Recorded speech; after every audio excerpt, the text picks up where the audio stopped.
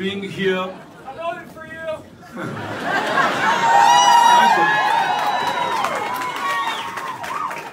Thank you all for being here this afternoon for what in fact is an historic moment, because you are going to unelect one of the most reactionary members of the Congress and elect J.D. Junkin.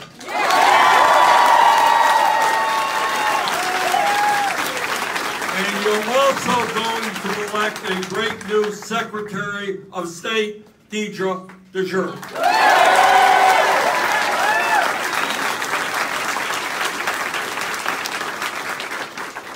That is what we have to do. But we are not going to be able to do that unless we have the largest midterm voter turnout in Iowa history.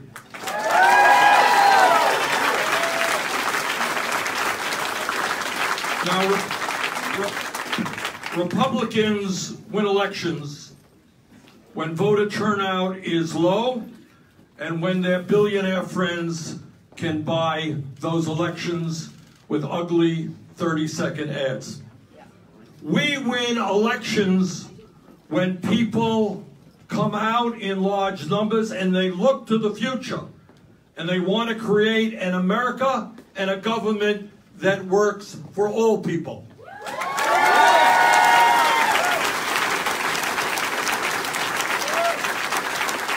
And I want to say a special word to the young people in the room. Because it is no secret that in a nation which has the lowest voter turnout of almost any major country on earth, where working people and low-income people, to large degrees, don't come out to vote, that the lowest voter turnout of any group in America is the young people of this country. If we did nothing more, I'm not asking for radical changes here, if we did nothing more than have people 30 years of age or younger vote in the same percentages as the general population, we can transform the United States of America.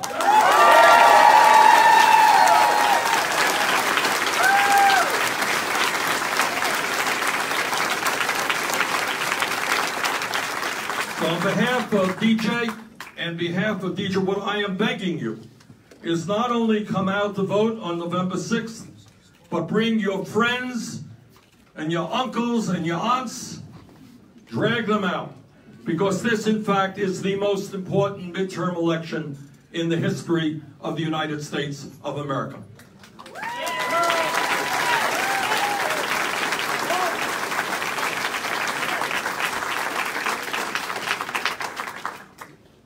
Democracy is not a spectator sport. And I want all of you to remember, and I don't want to be ultra-patriotic here, but all of you know of the millions of incredibly brave men and women who put their lives on the line, not to support the authoritarian-type government that Trump seems to like, but they put their lives on the line to defend American democracy. A very radical idea, an idea only a few hundred years old, that says that our country is not going to be run by the same type of people who run Saudi Arabia or who run Russia, Trump's good friends. But that radical vision, that radical idea that came with the creation of this country, that you and you and you, ordinary people, not billionaires, not kings, not czars, not dictators, but ordinary people have the right to determine the future of this country. That is what this election is about.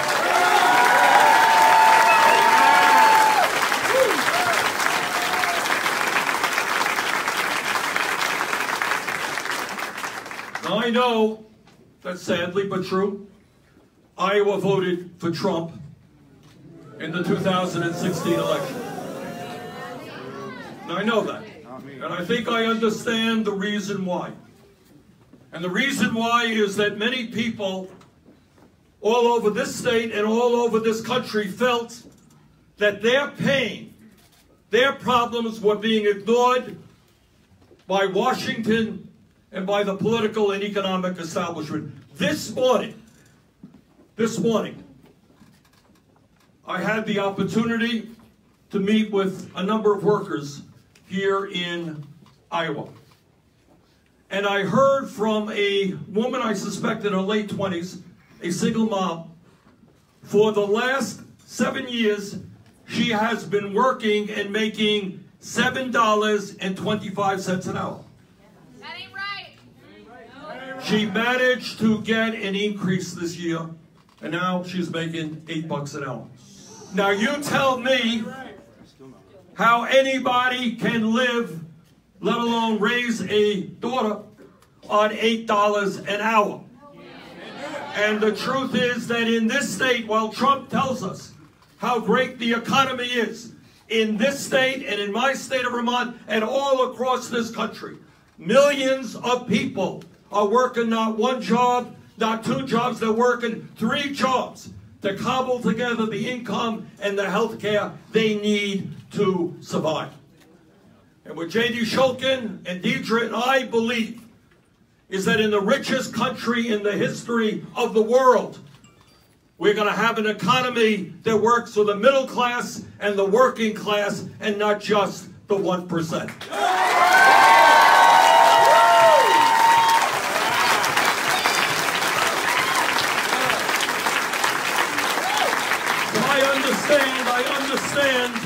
I understand why people in Iowa may have voted for Trump, because they felt ignored. And I understand that. But what I want to say to the people of Iowa, in all respect, is that the President of the United States is a pathological liar.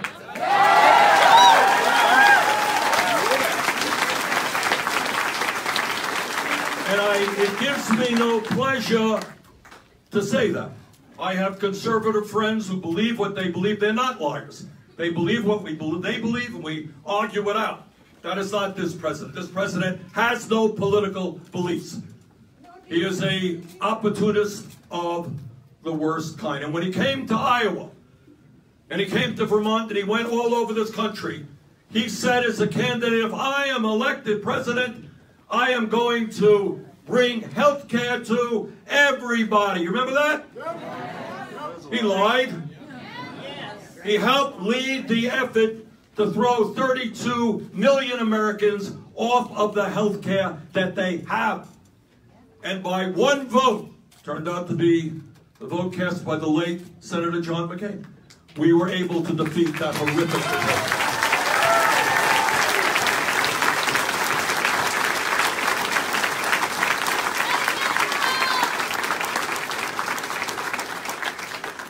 Trump, during his campaign, you will all remember, he said, I'm a different type of Republican. I'm not Paul Ryan and I'm not Mitch McConnell.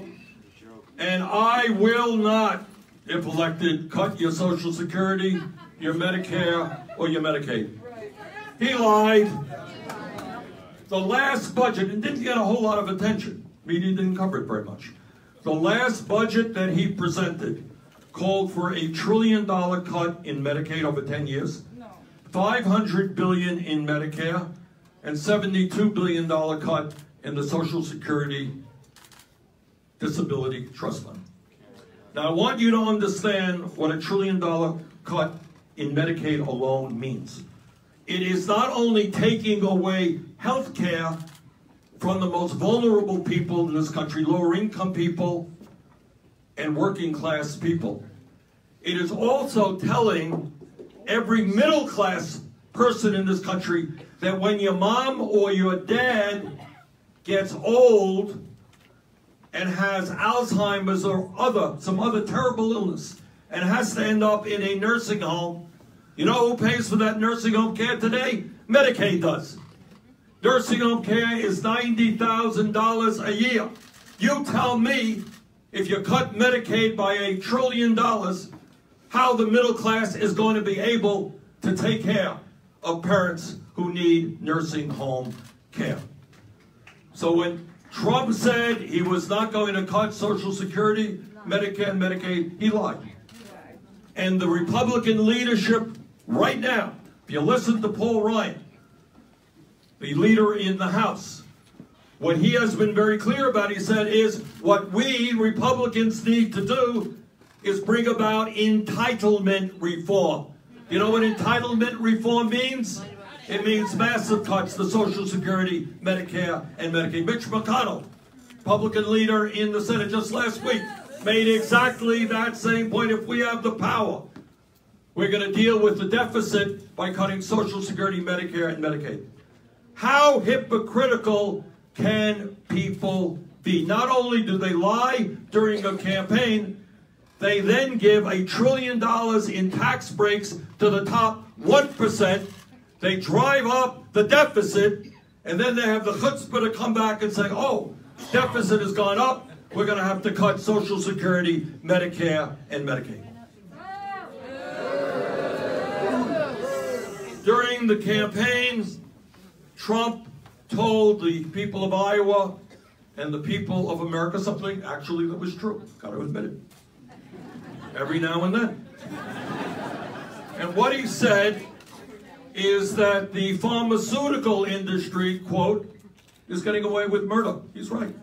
They are literally getting away with murder.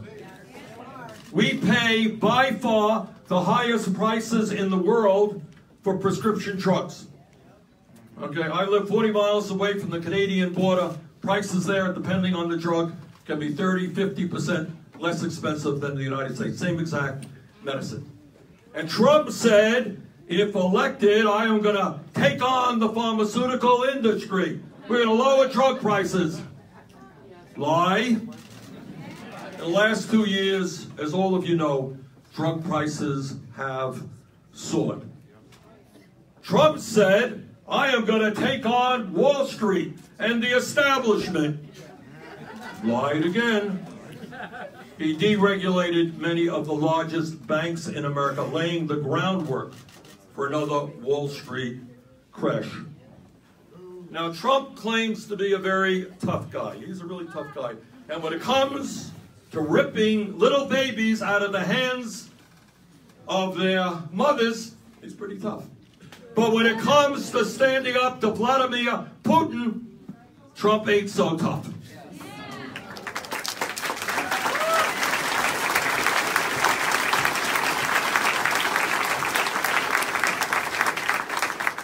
And when it comes to standing up to his billionaire friends, the royal family of Saudi Arabia, who in all likelihood was directly involved in the horrific murder of a dissident journalist, not so tough as well.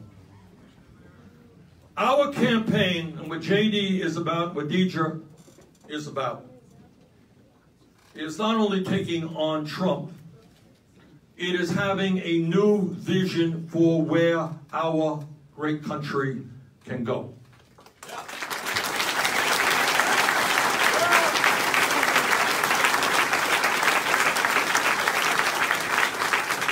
And that vision is not much more complicated than doing what the American people want rather than what wealthy campaign contributors want.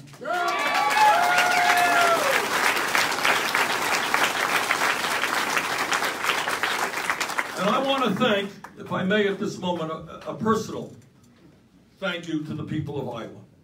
Because when we came here during the Democratic presidential primary in 2016, we started off this campaign by knowing like 2 people in Iowa. And we were, I think, at 3% or 5% of the polls.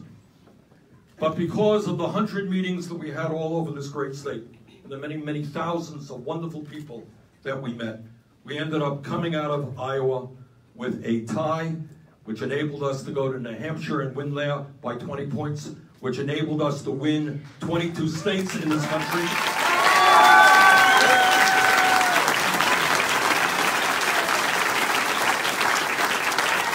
Which enabled us to get 13 million votes, which enabled us to win more votes among young people than Trump and Clinton combined. Now, why is that important? Am I ego tripping here? No. Well, maybe. But why it was important in terms of what Iowa did in that very first caucus is that it showed the American people that the ideas that we were talking about were not radical ideas or extremist ideas or ideas that were outside of the mainstream.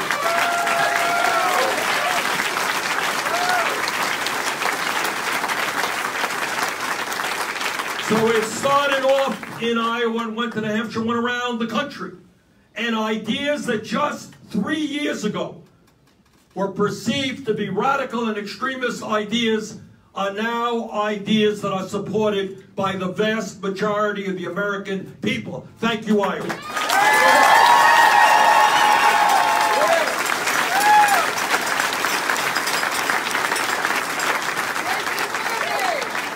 And when we talk about the future of this country, I do not want to continue having discussions with workers in Iowa or any place else in this country who are earning $8 or $9 an hour. I want every worker in this country to earn a living wage.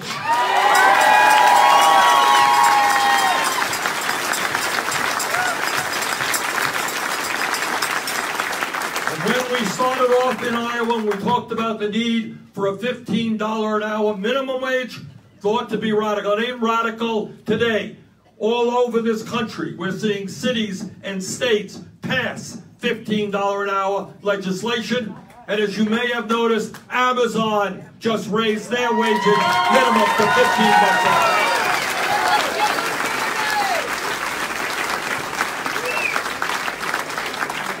And another issue that we talked about all over this state is we said that in the year, then 2016, now 2018, same point, that in a competitive global economy, when most of the good paying jobs that are being created require a higher education, that we have got to make public colleges and universities tuition free.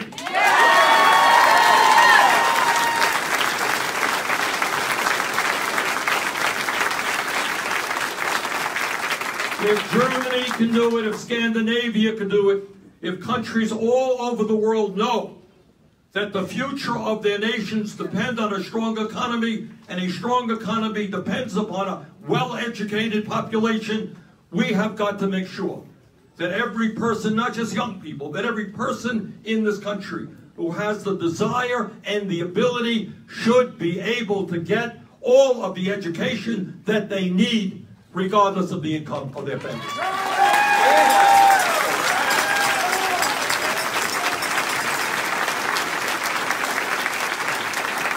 And we have got to end the absurdity of punishing young people for the crime of getting a higher education and then coming out of school $50,000, $100,000 in debt.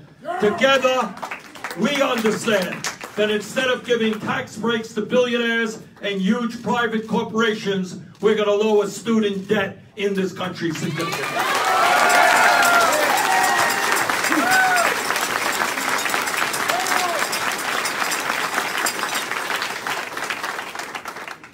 When I came to Iowa 3 years ago, I said what I think the vast majority of the people in Iowa understand to be true. That health care is a human right, not a privilege.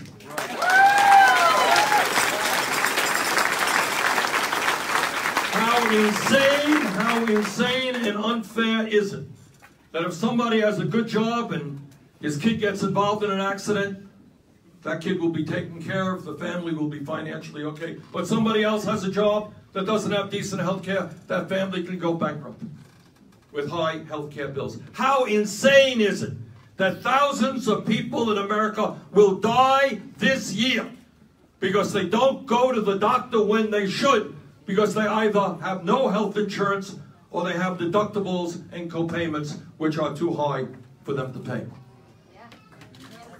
How insane is it that we today have 30 million people without any health insurance, even more, including many in this room, who are underinsured with high deductibles and high co-payments, and yet at the end of the day, we are paying twice as much per capita for health care as do the people of any other country.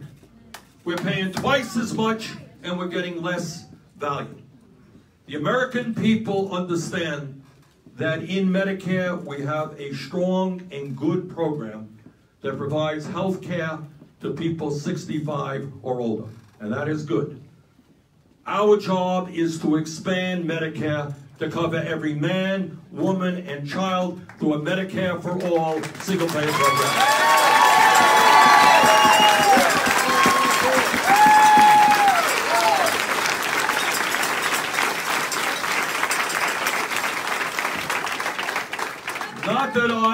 Not that I will shock you, but President Trump just lied again last week on a very important issue. Maybe the most important issue facing our planet. He said, well, in terms of climate change, there are differences of opinion. We're just not sure. That is a total lie. We are absolutely sure. Scientific community is 99% sure that climate change is real, that climate change is caused by human activity, and that climate change is already causing devastating problems in our country and throughout the world. Some of you may have seen the recent report, 700-page document from the Intergovernmental Panel on Climate Change. And what they said, and this is really scary stuff, what they said is we got 12 years, a very short, small window of opportunity to get our act together and to substantially cut carbon, or else this planet will suffer irreparable harm, which means that we will be leaving a planet to our kids and our grandchildren and future generations, which will be increasingly unhealthy and uninhabitable.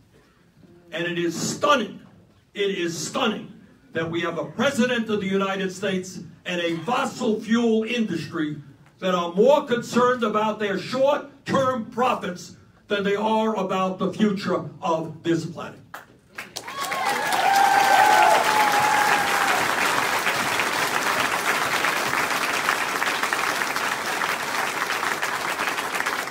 And we're making progress.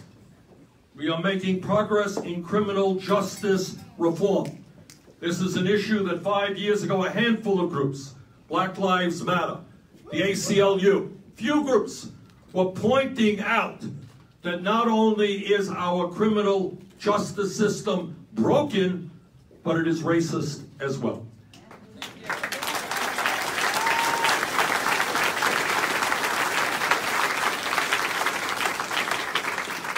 And I think the American people understand that it is an international embarrassment that we today have more people in jail, some 2 million Americans, more people in jail than any other major country on earth, disproportionately African American, Latino, Native American, and that has got to change. And I learned recently, I should have known this before, of another fact that many of you probably don't know, that we have some 20% of that 2 million people, some 400,000 people in jail today. Do you know why they are in jail? They are in jail for the crime of being poor and not being able to afford cash bail. How insane is that in the year 2018, people are in jail because they can't come up with the $500 or the $1,000 that they need to get bail? And then we are also making progress on an issue we talked about a few years ago. And that is the understanding that the so-called war on drugs has been a terrible failure. And that it has wrecked many, many lives.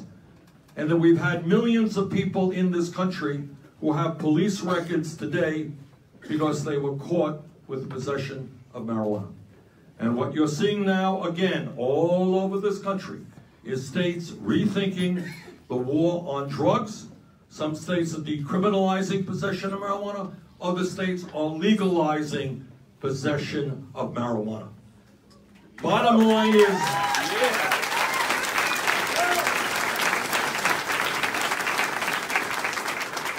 the bottom line is that I think most Americans, even many conservatives, understand, is that when we spend $80 billion a year to lock up 2 million Americans, the time is now to rethink criminal justice and to start investing in jobs and education rather than jails and incarceration.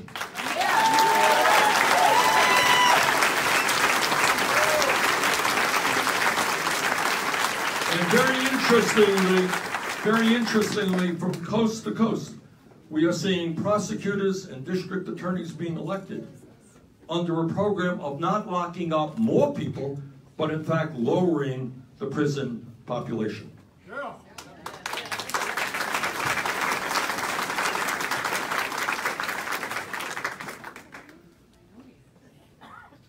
This election will determine not only the future of our economy, our healthcare system, climate change, environmental protection, women's rights, etc., but it will do something even deeper than that. This election will determine what kind of nation we are, and in fact, what our deepest values are, who we are as a people, and what we believe in our guts to be true. Now, I have opposed virtually all of Trump's initiatives, his tax breaks for billionaires, his denial of the reality of climate change, his attacks on women in the gay community, and so forth. But there is one issue, one approach, one thing that Trump is doing that is worse than anything else.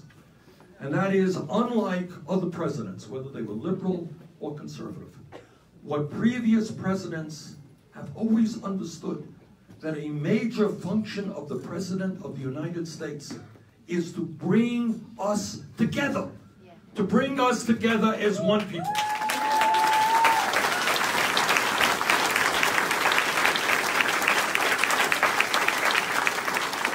Now, I don't have to give anybody here a short history of the United States of America. All of you know it. You know that when settlers first came to the shores of North America, you know about the terrible atrocities they committed against the Native American people. I don't have to lecture anybody here about the abomination of slavery and segregation and Jim Crow laws. I don't have to tell anybody here that 100 years ago today, women did not have the right to vote. And that if they were divorced, they lost their possessions. That women were second-class citizens. I don't have to tell anybody here about the shame and powerlessness felt by the LGBT community who had to hide their sexuality and the kind of humiliations that community experienced. And I don't have to tell anybody here about all kinds of discrimination throughout our history. The Asian Expulsion Act, the attacks against the Chinese who came here and the Japanese who came here, the slurs against the Italians, the Irish, the Catholics, the Jews. All right, that is what this country has been about since its inception. But on the other hand, since its inception, there have been extraordinarily brave people who, at great personal risk from day one, stood up and said that discrimination is wrong, that we all share a common humanity.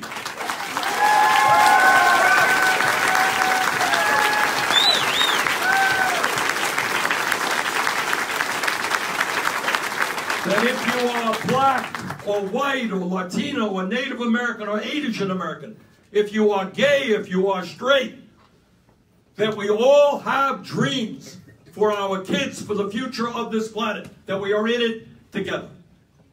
And now we have a president that in the most shameful way imaginable is using his bully pulpit to try to divide us up. And I say to President Trump that this country has struggled for too many decades, for too many centuries, in the fight against racism and sexism and homophobia and religious bigotry. We have fought too hard against people who have tried to divide us up. President Trump, we are not going backwards, we are going forward as one people.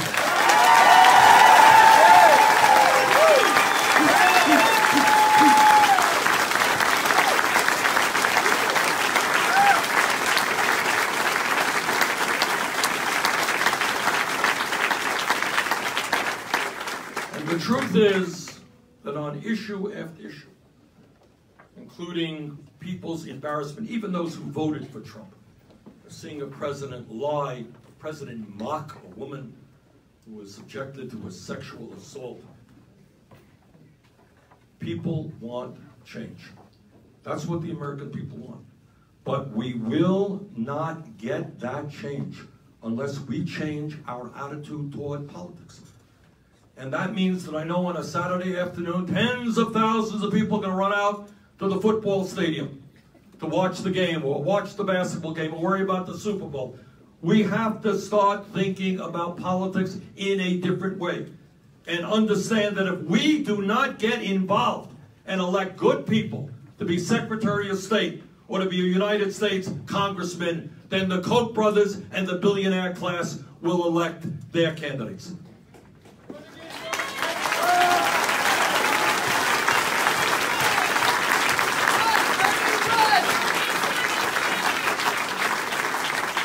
I'm here for a very simple purpose. So I'm here to tell you what I believe to be absolutely true, that this election on November 6th is enormously important. I think as Deidre probably explained to you, all over this country, you got secretaries of state. You know what they're trying to do? They're trying to suppress the vote. Can you imagine what cowards these people are, afraid of their own ideas, because if people vote, they're going to get voted out of office. So the way they try to win elections is making it harder for poor people or young people or people of color to vote. That's what's going on all over this country. 4 years ago, we had the lowest voter turnout, midterm election turnout in modern history of this country. In 2018, here in Iowa and in Vermont and all over this country, our job is to have the highest voter turnout.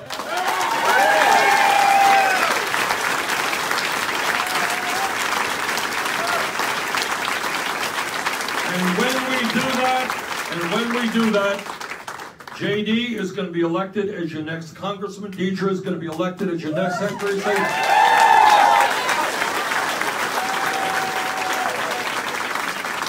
So brothers and sisters, you got 2 weeks to go to work. Let's do it. Thank you very much.